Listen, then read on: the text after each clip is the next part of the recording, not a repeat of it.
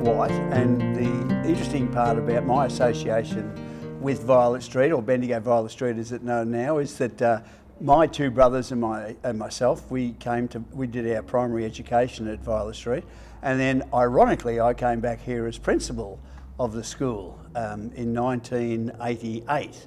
1988, that's right. And so that was an interesting experience to have done my primary education here and then to come back and run the school as well. So that was an interesting aspect of my life. A couple of things that really stand out for me at Violet Street were we did not have grass in this school. So when we played football, we either played football or cricket on asphalt and gravel, and often we had very little skin on our knees because you get ground into the asphalt or into the bitumen or whatever was there. And I'm not sure when grass first came to Violet Street, but I don't think it was that long ago. So most people knew about Violet Street because it didn't have an oval or an area where children could experience playing sport on grass.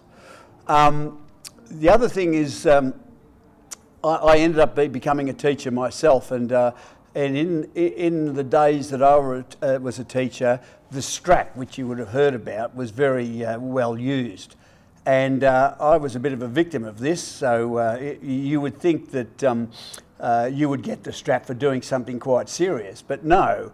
If you didn't rule your margin straight with a red biro or a red pencil, you got the strap. If you made a significant noise in the class, you got the strap. All of the rooms here basically had a platform, and schools when they were originally put together always had platforms. And so at recess time and lunchtime, about 5 or 6 of us would always be sitting on the platform waiting to get the strap, and we got the strap. Incidentally then, when I became a teacher, I was given a strap and was asked to use it. And I thought, oh, I'm not sure about this from my experience as a primary student. And I gave it once and then I cut it up, and I have never given the strap in my whole career. So I thought that was a rather brutal way to control children. In terms of this school's always had a wonderful reputation because it draws from a whole variety of areas around it, from say the Sparrowhawk Estate all the way down to High Street and up towards Eagle Hawk. And so you've got a great diversity of students, and that was one of the great features of this school. Acceptance and comprehensive education was really part of this school.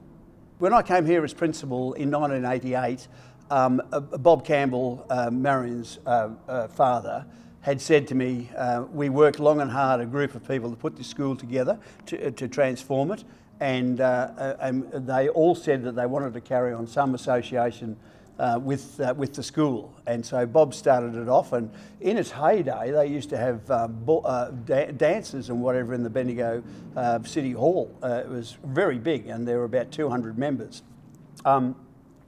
As time's gone on, it's dwindled, but we've lost a lot of people over the journey, of course, because of age and whatever.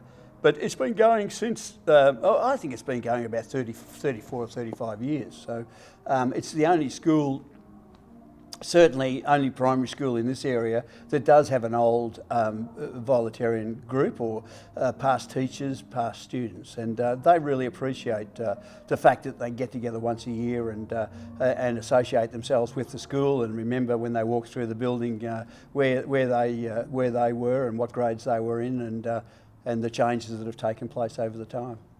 Well, I think the major changes that took place while I was in charge here was the fact that a lot of the technology component of education came in, and so we started with robotics and with various technological programs, and science became a major focus. That was a bit of a change because generally there was a great concentration on the 3 R's, and there wasn't a great emphasis on the arts or the sciences or whatever. So I was part of that, and I enjoyed bringing that into the curriculum of the school.